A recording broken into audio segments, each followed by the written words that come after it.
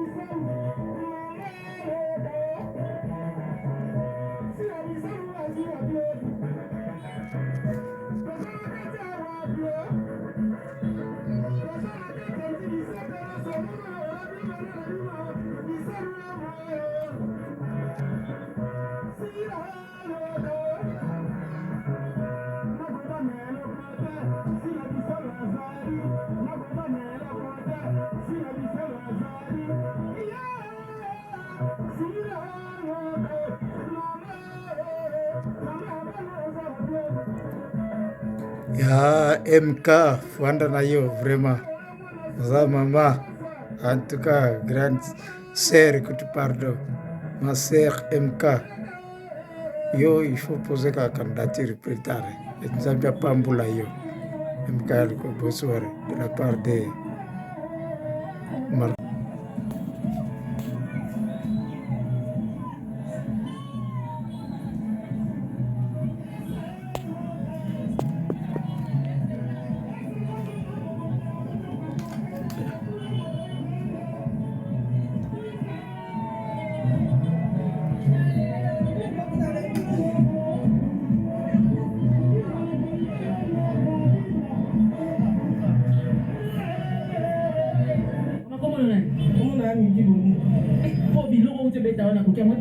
C'est normal, amour. Maman, 100% amour. il y a solo, hein? Na tu na bibi mama sio.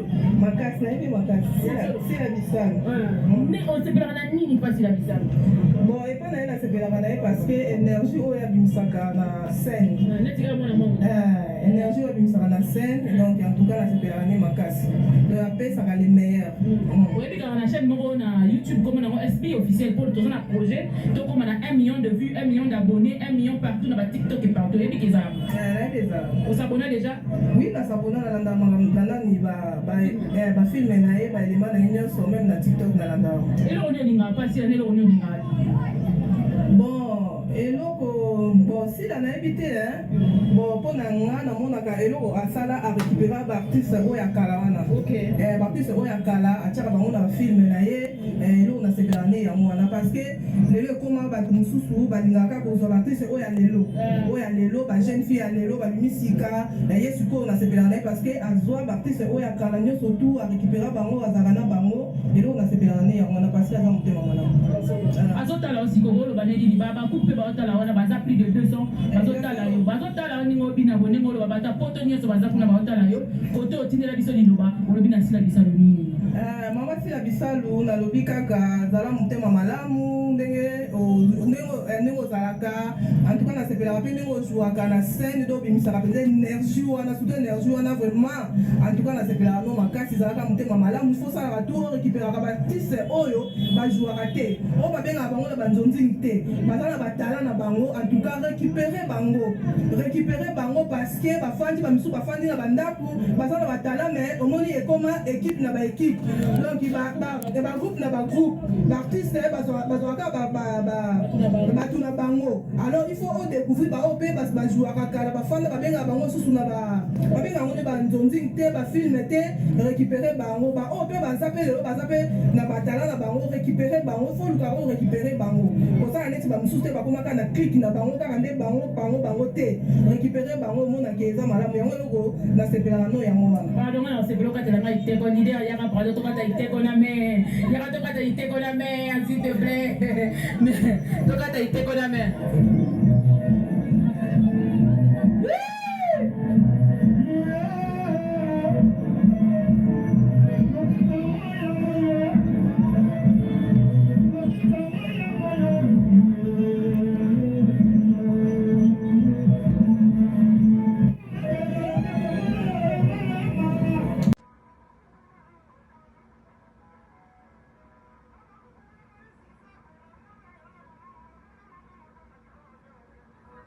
Mwana liboso